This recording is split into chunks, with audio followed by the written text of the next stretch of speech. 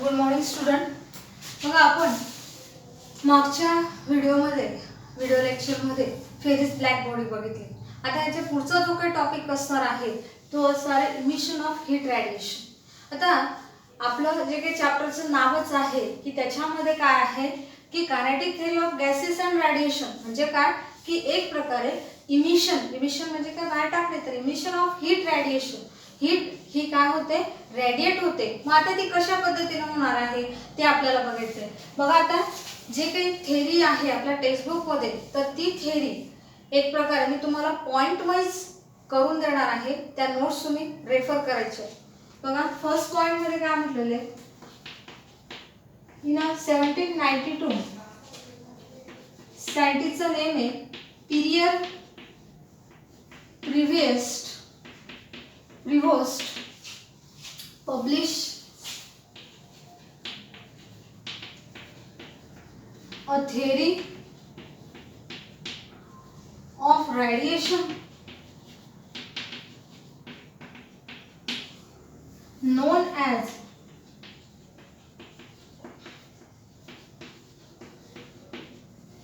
theory of exchange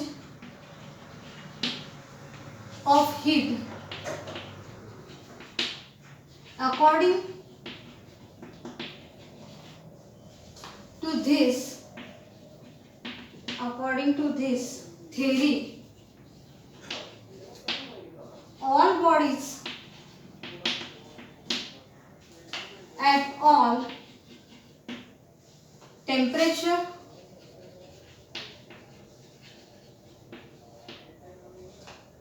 above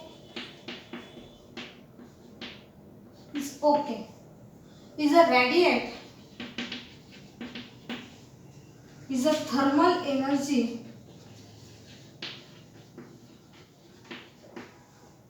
and at the same time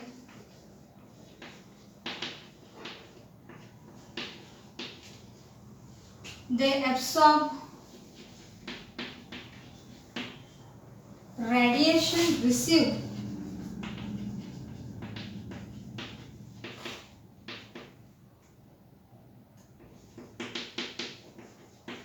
from the surroundings.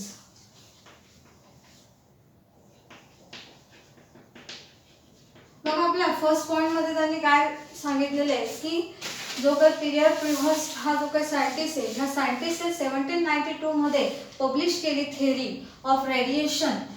त्यालाच त्यांनी काय म्हटलेलं आहे theory of exchange of heat म्हणजे त्याच थेरीला त्यांनी theory of exchange of heat असं म्हटलेलं आहे. मग अकॉर्डिंग टू दिस थेरी म्हणजे ह्या थेरीनुसार त्यांनी काय म्हटलंय की ऑल बॉडीज सर्व ज्या काही बॉडीज आहेत ॲट ऑल टेम्परेचरला above is a radiate is a thermal energy. बघा तर याच्याही आधी मी तुम्हाला सांगितलं होतं की हीट आणि थर्मल म्हणजेच काय heat energy.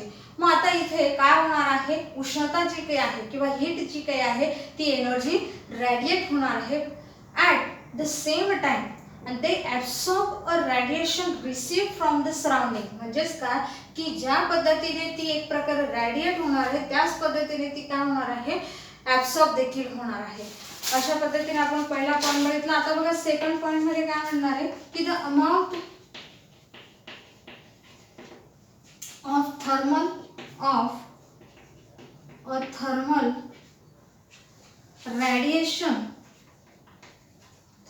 radiation emitted per unit time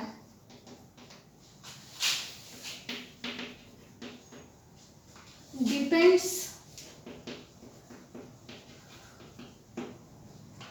on the nature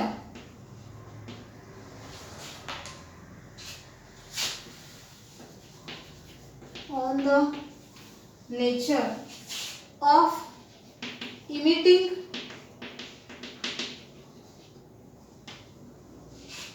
emitting surface, its area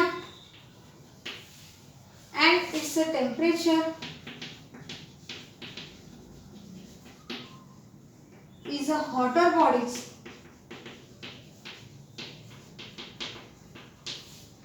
radiate at a higher rate than the cooler bodies.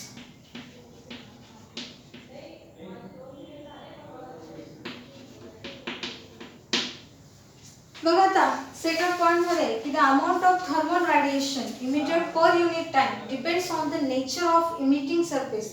म्हणजेच काय की आपल्याला जो काही आजूबाजूचा जे काही सराउंडिंगचं जे काही टेम्परेचर आहे ते देखील इथे विचारात घ्यावं लागणार आहे. ते इट्स एरिया आणि अजून त्याचा जो काही एरिया असणार आहे तो एरिया देखील तो महत्त्वाचा असणार आहे. आणि इट्स अ टेम्परेचर म्हणजे काय की त्या सराउंडिंग मधलं जे काही टेम्परेचर असणार आहे ते देखील विचारात घ्यावं लागणार आहे. तर हॉटर बॉडीज म्हणजे काय की ज्या ऑलरेडी उष्ण अशा ज्या काही बॉडीज आहेत त्या रॅडिएट करत असतात ॲट अ हायर रेट. म्हणजे काय की मोठ्या प्रमाणात तिथं जी काही उष्णता आहे ती ते बाहेर या टाकत असतात दॅन द कूलर बॉडीजपेक्षा. एक साहजिक आहे की ज्या काही हॉट बॉडीज असतील त्या जास्तच जी काही हीट आहे ती रॅडिएट करणार आहेत मात्र दॅन कोणापेक्षा कूलर बॉडीजपेक्षा. ओके. आता त्यानंतर तिसऱ्या पॉईंटमध्ये त्यांनी काय म्हटलेलं आहे की तिसऱ्या पॉईंटमध्ये लाईट जे काही आहे light coloured bodies reflect most of the visible radiation, whereas is a dark colored bodies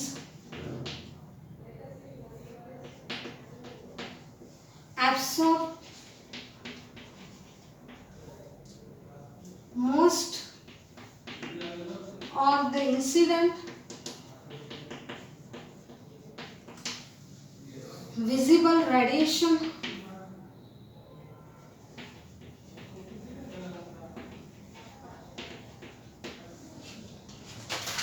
बघा आता तिसऱ्या पॉइंट मध्ये त्यांनी काय सांगितलेलं आहे की लाईट कलर साहजिक आहे. बघा आपण जनरली जर उन्हाळ्यामध्ये विचार जर केला बाहेर जर निघत असतात तर आपण सनकोट घालतो तर सनकोट हा नेहमी व्हाईट कलरचा असतो. म्हणजेच काय की जनरली आपण जेव्हा उन्हाळ्यामध्ये बाहेर निघताना हे लाईट कलरचे जे काही फेंट कलरचे जे काही कापड असतात तसे जे काही आपण परिधान हे करत असतो. तर लाईट कलर बॉडीज ह्या नेहमी काय करत असतात एक प्रकारे रिफ्लेक्ट करत असतात most of the visible radiation. And whereas is a dark color body is absorbs most of the incident visible radiation. मात्र डार्क कलरच्या ज्या काय करत असतात एक प्रकारे ॲब्सॉर्ब करत असतात. म्हणून उन्हात निघताना आपण कधी गडद कपडे हे घालत नाही हे त्याच्या मागचं रिझन आहे. बघा आता चौथ्या पॉइंट मध्ये त्यांनी काय म्हटलंय की for a body the absorb radiation increases the kinetic energy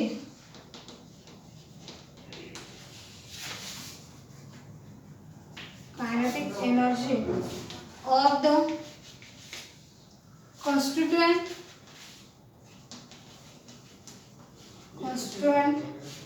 atoms oscillating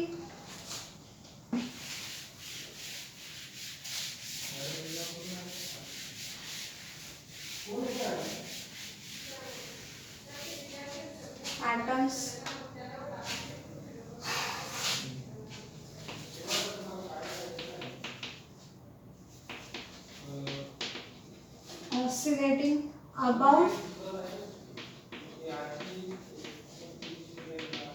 their mean position.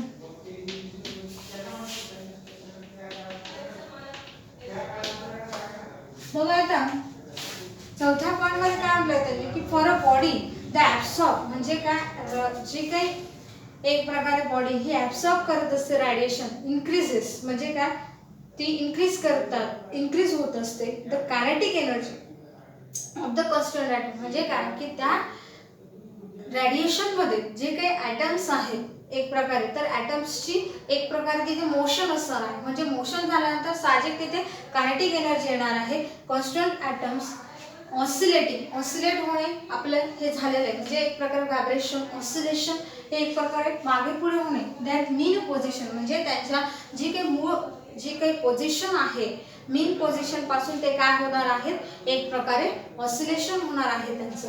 त्यानंतर बघा 5व्या पॉइंट मध्ये amount of heat radiated, amount of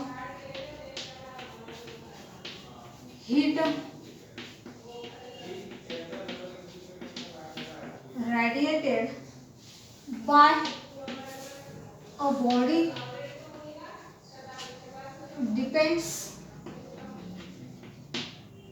on, बघा आता जे काही amount of heat radiated by the body he depends on, तर ती कशा डिपेंड ऑन राहू शकते, तर एक प्रकारे ती वेगवेगळे पॉइंट्स आहेत. एक म्हणजे the absolute temperature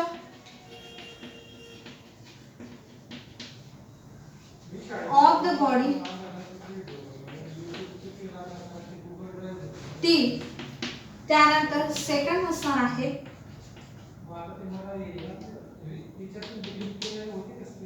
the nature of the body, the material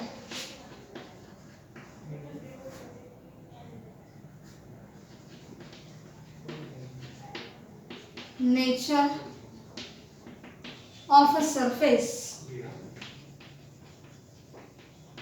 polish or not, etc. त्याच्यानंतर तिसरा surface area of the body, fourth time duration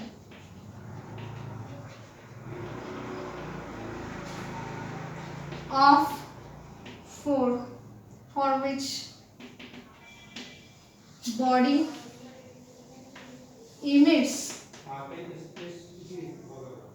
radiation,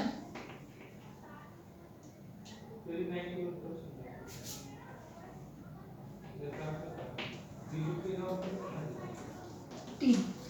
मग आता amount of heat radiated by a body depends on म्हणजेच काय की जी काही एखादी body असेल तर ती बॉडी एक प्रकारे रेडिएट होत असताना तर ती कुठल्या कुठल्या याच्यावर डिपेंड ऑन ही राहू शकते. तर कुठले पॉइंट्स असणार आहेत ते the absolute temperature of the body म्हणजेच काय की त्या टेम्परेचरचं एक प्रकारे त्या टेम्परेचरचं बॉडीचं टेम्परेचर. त्याच्यानंतर दुसरं असणार आहे nature of the body, the material, nature of surface polish or not et cetera. बघा आता आपण 11th स्टँडर्डला फ्रिक्शन हे चॅप्टर बघितलं होतं. तर फ्रिक्शन या चॅप्टरमध्ये आपण काय बघितलं होतं तर फ्रिक्शन या चॅप्टरमध्ये ज्या वेळेस जो काही सरफेस एरिया असणार आहे हा जर एक प्रकारे प्लेन असेल किंवा एक प्रकारे गुळगुळीत असेल तर तिथे चांगल्या प्रकारे हे काय होत असतं त्याचं रिफ्लेक्शन हे होत असतं, रेडिएशन हे चांगल्या पद्धतीने होत असतं. मग तोच पॉईंट हा इथे आलेला आहे की नेचर ऑफ द बॉडी, जी काही त्या बॉडीचं जे काही नेचर असणार आहे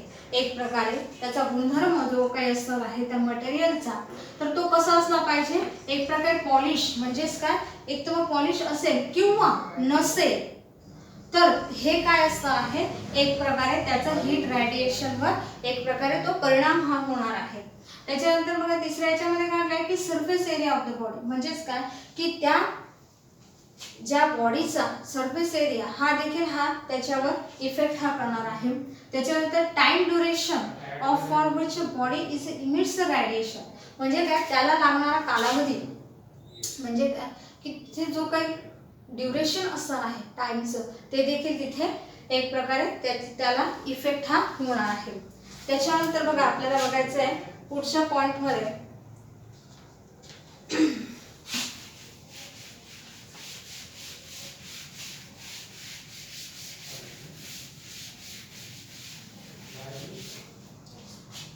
the amount of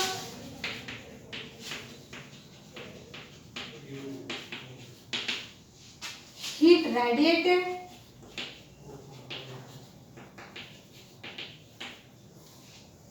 Q is a directly proportional to the surface area A and time duration T, and therefore R is equal to Q upon AT. Dimensions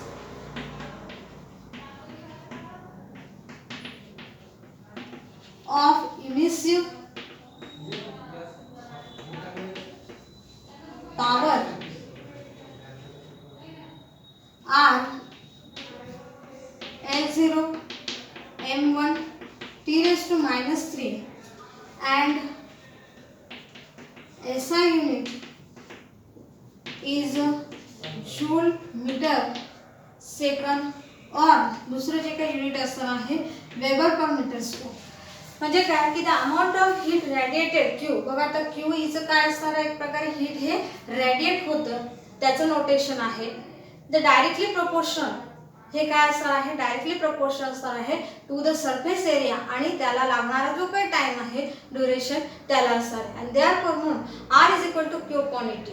and dimension of emission बघा आता आपण 11th स्टँडर्डला dimension जे काही first chapter units and measurement याच्यामध्ये बघितलेलं आहे की प्रत्येक जे काही फिजिकल क्वांटिटी आहे त्याचं काय असतं, डायमेन्शन असतं. आणि म्हणून जे काही डायमेन्शन ऑफ इमिसिव्ह जी काही पॉवर आहे त्याचं डायमेन्शन असणार आहे L0 M1 T raised to minus 3. म्हणजेच काय इथे लेंथचा संबंध नाही आहे म्हणून ते 0 असणार आहे. M1 म्हणजे काय त्याचे मास, त्यानंतर T म्हणजे काय हा त्याचा टाइम हा वरती जाऊन -3 झालेला आहे. आणि SI युनिट हे जूल मीटर सेकंड स्क्वेअर किंवा त्यालाच वेबर पर मीटर स्क्वेअर. अशा पद्धतीने आपण जे काही हा टॉपिक बघितलेला आहे emission of heat radiation oscillating about the mean position हा बघितलेला आहे. नमस्कार.